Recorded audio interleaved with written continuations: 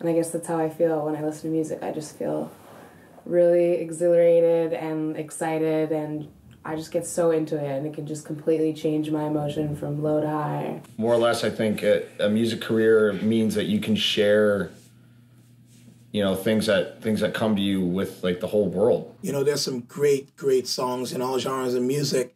And a great song is a song that can transfer and transcend groups and cultures and nationalities and all sorts of barriers.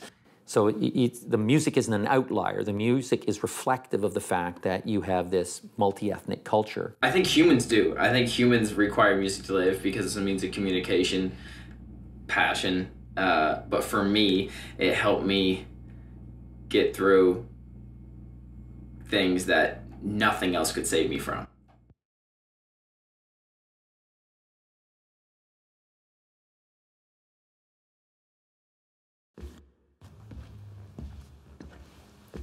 Hit it.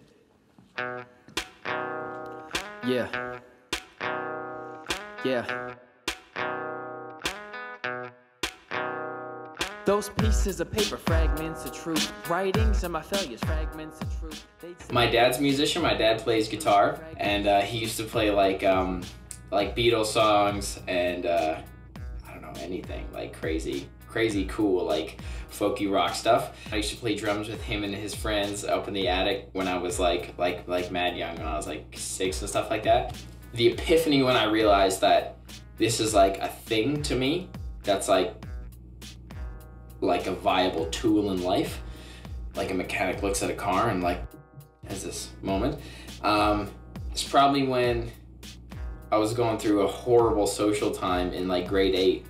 I was like 4'11", 12 years old in a new high school where everyone had older brothers, and I was just getting like beat up and like fucked with all the time. I started to regain the very small opportunity of any social respect that I could have with like these raps that I would write. It's like no one knew I could do this, and then I started to show it off, and then I'm like, oh nice, this could give me respect. And then I started like being able to do it off the cuff in public. And then I would just go to it because I'd move a lot too. So little neighborhoods that I would move to and stuff, I'd just like end up freestyling with people. Malcolm just went in. Kevin was hanging with the group that I wasn't in. So here's what I do then. Go home alone, what else, man? Damn, after taking a beating in science class, I'm in hell. I grew up between my mom and my dad. They had joint custody. And then dad got remarried and some distance happened there between me and him. And then I was mainly with my mom, and she started to go through her own personal life challenges, and I was along for the ride. As crazy as my mom is, I was always her little superstar. Because I was the man of the house, so she always like believed in me. So anything I wanted to do, she was there, as long as I was there to move all of our shit all the time. Essentially a waterfall of continuance with the fucked up situation with mom. For about a year, up until I decided to drop out, me and mom moved like every month. Like we even slept in internet cafes sometimes. School did not make it easy for me, like no understanding. At one point my mom even like, I think mentioned to the school that we were going through some stuff, and it like still is like no like acceptance of the class clown. Because I'm not denying that I wasn't like a library child. You've seen me perform. I'm like that person.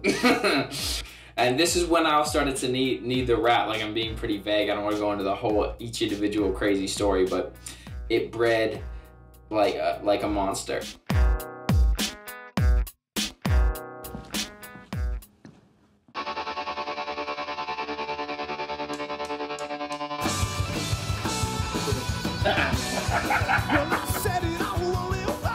We are 20 Amp Soundchild. You're a rock and roll band. Yes, we're a bunch of friends.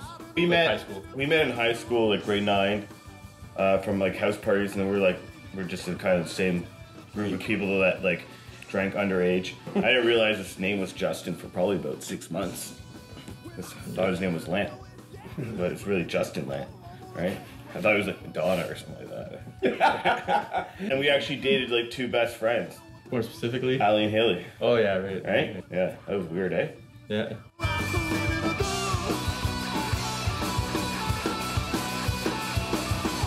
We're at a pub in Pickering, and we decided to, we were like, hey, what's up, man? How you doing? You want to jam sometime? Boom, we started jamming, and then it actually started getting good, and then Galen came along and kicked ass, so.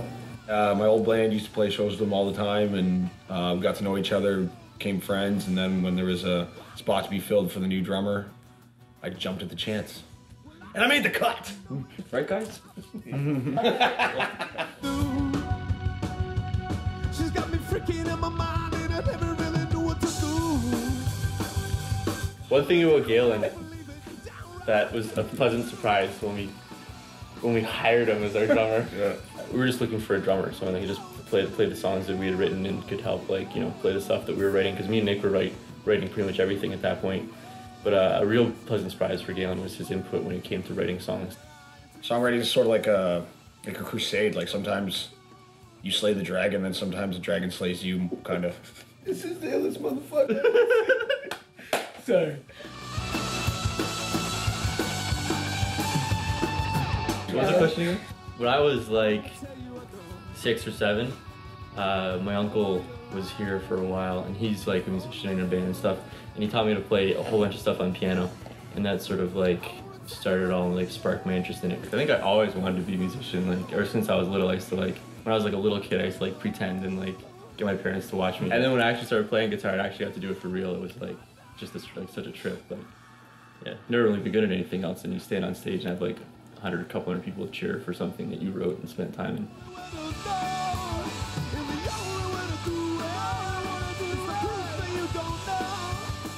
My dad's from Guyana, so he was in a calypso band, and they were called Young Ones of Guyana, and he got me a bongo set when I was I don't even know, young, 7, 6, 7, and I loved it so much, and then next he got me a guitar, and then I didn't really know how to do it because I thought I was going to be more into the drums, and then I'm like, I can't write a song on drums, with just drums.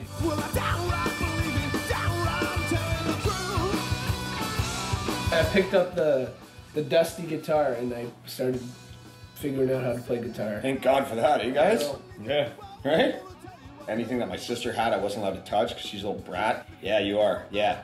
She had the drum kit, and I wasn't allowed to touch that thing. I tried, and I tried, and I tried, and my dad would freak on me every time because she would freak. But then one day, I showed my dad something. I said, Dad, get over here. I dragged my finger across the skin of the drum, and there was a layer of dust, a legitimate layer of dust. I'm like, see that? What the F? Let me play those things. And he's like, all right, you proved your point. From then on in, I just started rocking. I like music because I like to dance. Dragons. Okay, enough with the dragons. My nuts Quit dragging that joke out.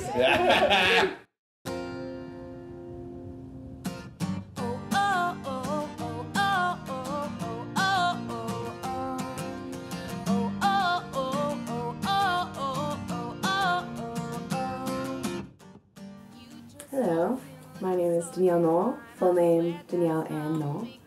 I am from Toronto, Canada, and I am 20 years old. yeah, I just think I had a happy childhood, and also I also think I got into music at a young age because my dad's a musician as well, and he would always be playing on his piano, and I would come down and sing with him, and he would teach me the songs, and so I was singing like Ray Charles, Georgia at 8 years old. Dream boy, crazy wide. He's a rock star, he ain't no child. I don't know why I'm drawn to him. It's just that something that he did.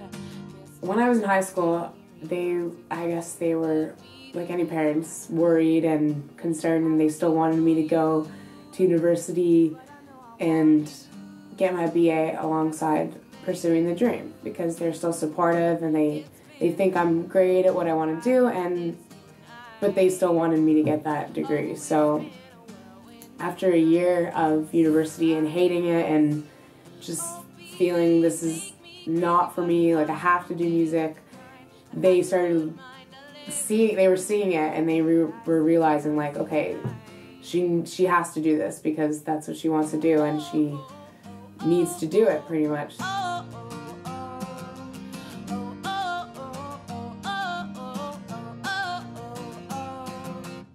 The first 8 years of my life were just fun. I have a ton of home videos and stuff. Me and my sister just like doing stupid kid stuff. I think I'm like 3 years old. I have like white blonde hair, and I'm butt naked on my fireplace, and I'm singing like Down by the Bay or something with my sister. Yeah, we would just sing songs on that little platform on my fireplace because it was like a stage, and you would just hear my parents like laughing because they were filming it.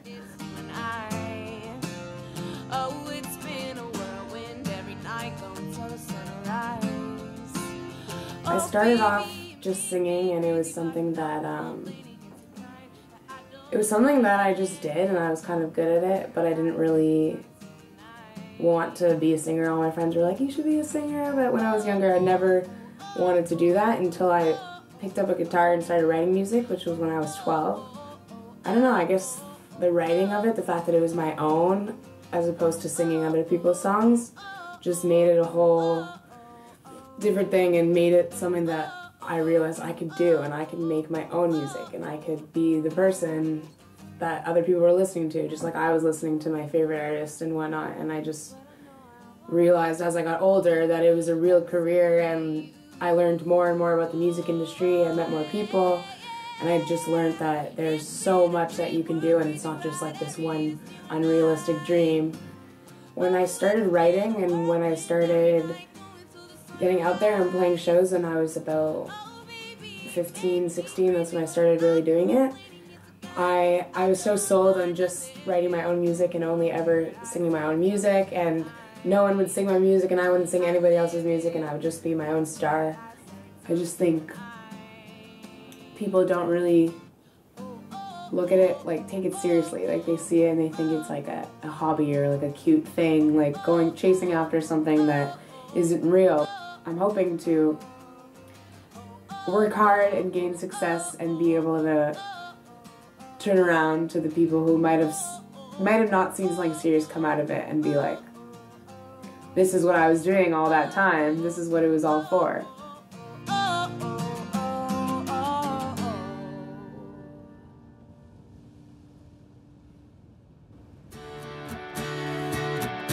I think if you talk to some of the people in the 80s who were sort of inventing this, thinking forward technologically, like what might the internet do for people, a lot of them would probably have told you that it was going to create some kind of golden age for the creative class. And I think that what we've seen is it's doing the exact opposite. That there is, for the first time in a very, very long time, in fact, maybe never, there has been this massive shift in wealth away from the creative class, who now find it harder and harder and harder to make a living. One of the other key things that people don't understand is that in 1993, a successful musician was putting food on the table for an awful lot of people. because they were like entrepreneurs with a small business, small medium enterprise, right? They hired managers, sidemen, singers, producers, key grips, whatever it was. There was this whole ripple around them, bus drivers, lighting guys, everything to manage a successful career. And now, when you listen to musicians talk, they talk about putting food on the table for themselves. If you were to take us, if we were to go back in time and take a quick snapshot of music in Canada in 20 years ago, in 1993 or 4, there was a pretty wealthy middle class. People who could, if you got signed to a record company, and people did by the dozens every year, and there were 7 record companies, and then there were all the independent record companies, you had a career. First expectation was you quit your job, and we need you to work on your record full time, and record companies would invest 2 or 3 records in you, long-term career development. There might be 30, 40 artists on a given major label roster. That's what it looked like. You sell 50,000 records, and you've got a decent amount of money. You're touring. There's income from radio play, which was not insignificant by any stretch of the imagination. If you had a half-decent hit, and that, of course, was aided by Canadian content regulations, that could throw off a 6-figure number. In Canada, flash forward to today, and that model's gone. Musicians are increasingly reliant on live performance. And I mean, if you're an entrepreneur, the one thing that you'd really want to do is you want to create an asset, something, intellectual property or something, but something that has value, something that, assuming that we live in a marketplace economy, something that you can sell, something that has value. That's what you want to create, and that's what they used to be able to do. Now, if that is taken away from you, then your only asset is when you're performing. So some would say music, the actual recorded music, is now a form of promotion. How would you feel if at the end of the storyline, just when you get to a point where recording contracts are transparent, that relationships with managers and agents and everything else is normalized and are non-exploitative? How would you feel if you arrived at that juncture in history and then your fans turned their back on you? Not in the sense that they don't love you anymore, not in the sense that they don't think that you make good music, they haven't abandoned you, but are they going to give you a nickel for anything that you do? And they're not going to do that. Whatever the justification is, the musician isn't getting the money. And they're told, well, just figure it out. It's your problem. Figure it out. Tour. Isn't that what you're supposed to do? You guys are lucky. Go and tour. So that's what musicians have tried to do. You find more artists touring more regularly than ever probably at any point in time in history. Oh, you're an artist, eh? How's that going for you? The life of a creator is one of the toughest careers or lives you could imagine. How difficult it is to write a new song, how hard it is when that vision might be rejected, how difficult it is to manage, a life. Creators do not have it easy, and that the last 10 years have not made it easier. This whole thing is definitely an uphill battle with the music. To be honest, it really doesn't pay you enough to live. It won't pay enough until you actually are successful. And so to be successful and to be oh, I'm comfortable, it's gonna take a lot. But having said that, I love it. We love it. And that's why we're still doing it.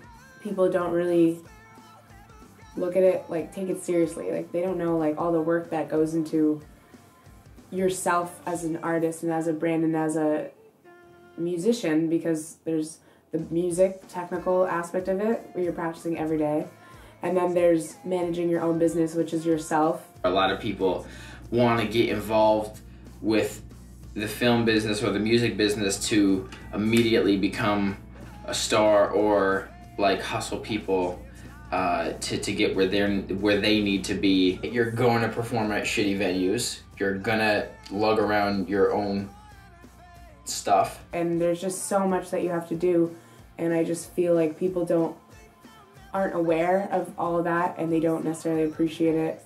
One shitty thing that's going on right now, it sucks because of all the major labels have gone, because they used to do all your business side, and now you have to be a fully functional business before anybody important will even look at you. Like, we go to meetings with, like, you know, bigger, like, major labels and stuff like that, and they're like, okay, so we like your music.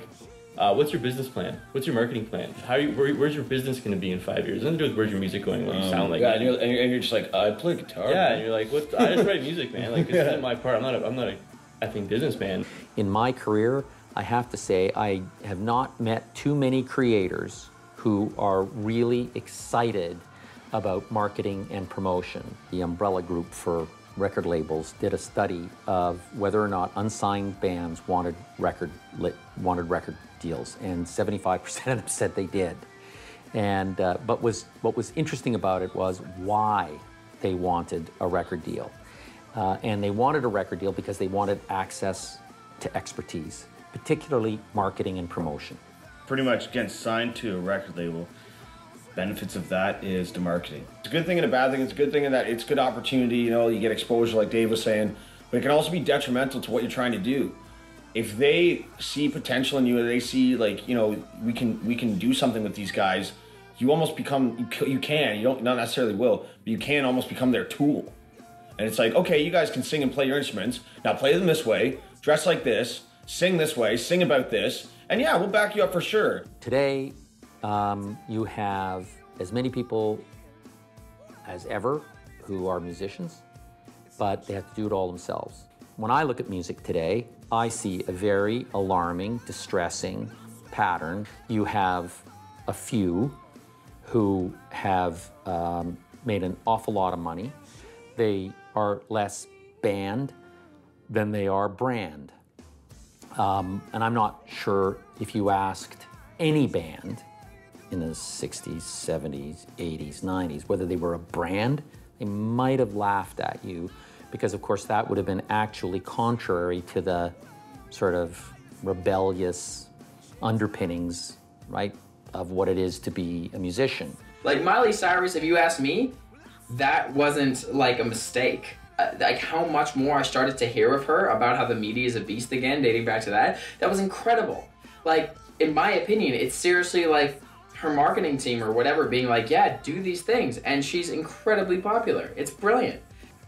I don't think that social media has necessarily made marketing or promotion any easier. If anything, because the marketplaces are so disaggregated, it's probably made it more difficult. I think with social media, like it is like a double-edged sword in that, like, you know, it's really easy to let people know, you know, when you're playing, when your album's coming out, details, right? But there's so many bands doing so many posts, doing all this. It's like it's an overload, so people just tend to overlook you. Like, I've had people be like, when's your next show? And I'm like, I invited you to it on Facebook. Like, I FB'd you. And you don't, like, do you read it? No. You know what I mean? So, you know, people are on Facebook and they're getting bombarded with, like, invites to shows, EP release parties, Candy Crush. Like, who gives a shit, right? Like, everyone says, you know, use it in the right way, you have to do it like this, but there's no right way. Like, I think a lot of it has to do with luck. If you're found, then you're found, and then more people find you. And it's true, like, there's so many people out there, and there's so much content, and it's hard to get to what you want. And people's attention spans are shorter, so if you can't find what you want soon enough, then they're going to stop looking for you. Well, I think it's provided most of the advantages if you're able to navigate and utilize social media with a plan, a business plan in mind. So, for instance, if you've got X amount of likes or views on, whether it be Facebook, YouTube, or whatever it is, if you're able to navigate and still create a real relationship with those fans, which is where the live performance component comes in, it's important to not only know you have, let's say, 10,000 likes, but where do those people live? Who are they? What age are they? What aspects of what you do is it that they're gravitating to, so you can then navigate your career a little more accurately. you can't find that audience to appeal to and to buy your stuff and to come to your shows and everything. You could be the best band in the world, but if you can't find that audience, then you're pretty much effed.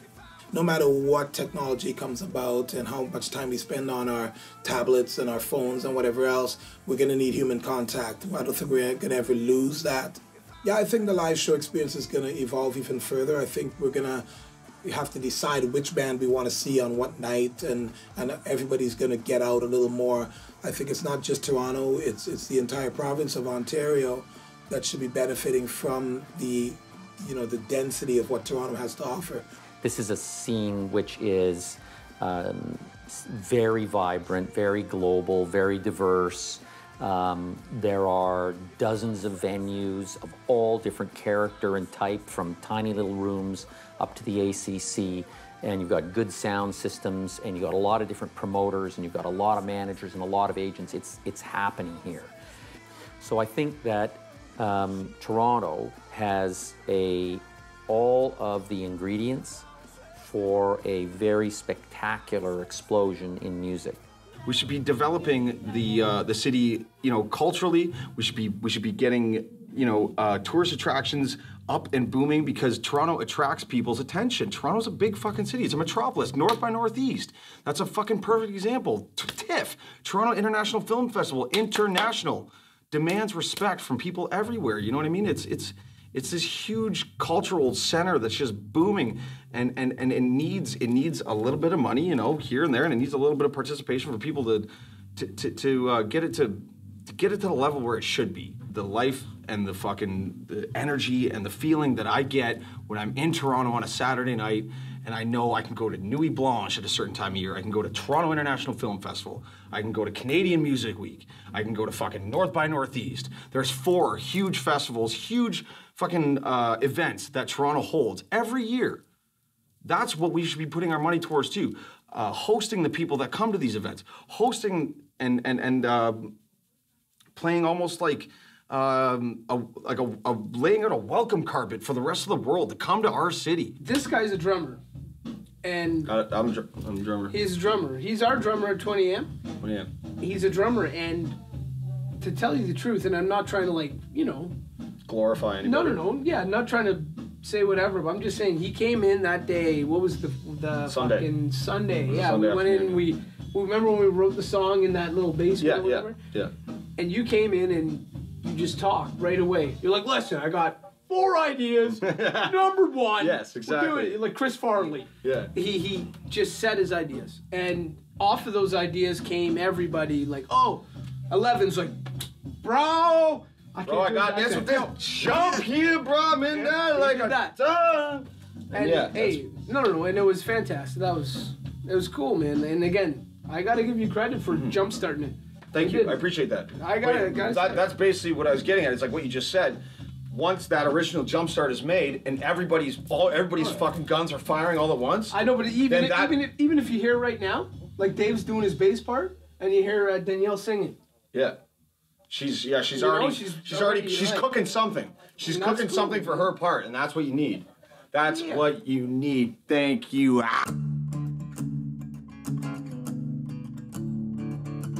When I first heard about the collaboration, I was actually kind of excited. Just mad excited. I'm super excited. One of my favorite things in music is when people collaborate with each other. I've always been a really big fan. They do it a lot in hip hop and stuff, but in rock they don't necessarily do it a ton. It's always been, hip hop is stolen from jazz, certain aspects of rock are stolen from, ancient whatever. You can make an amazing song, whatever you can do that's amazing on your own, other artists can do on their own, and if you all come together and work together, take each other's ideas, I think it's just magical what happens when talented people come together. There's some great songs in all genres of music, and a great song is a song that can transfer and transcend groups and cultures and nationalities and all sorts of barriers. And it's a feeling thing, and how we can all incorporate our different technical styles to really be the same thing that it always has been.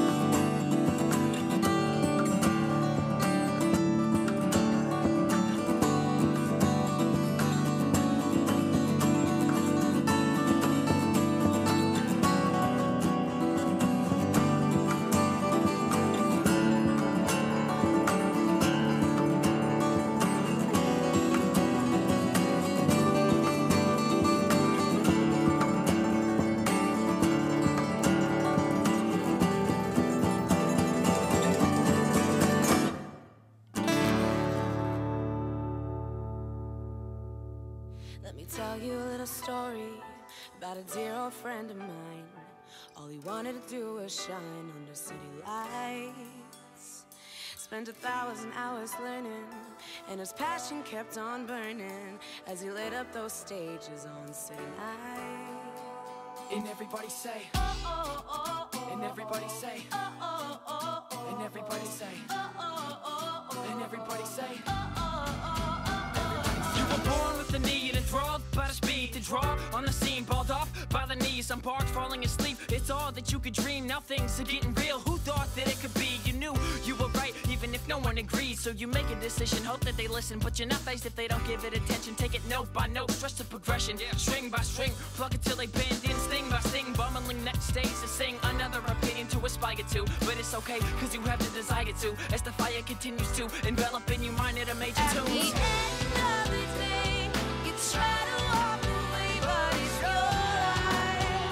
It's your life. At the end of the day, you try to walk away, but it's your life.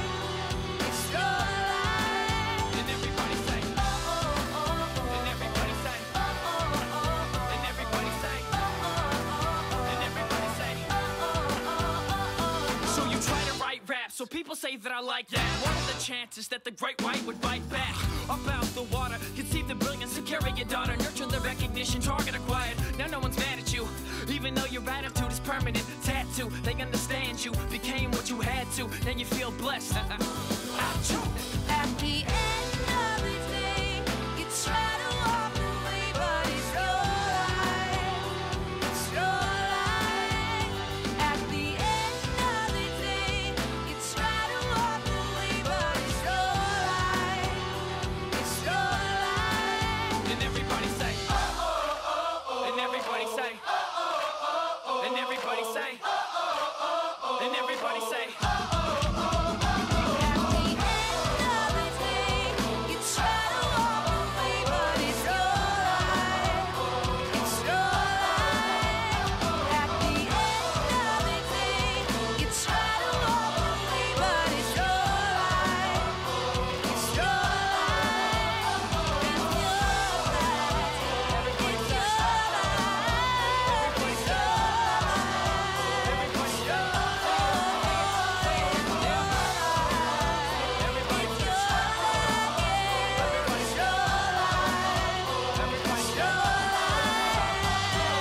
There you have the story of my dearest oldest friend.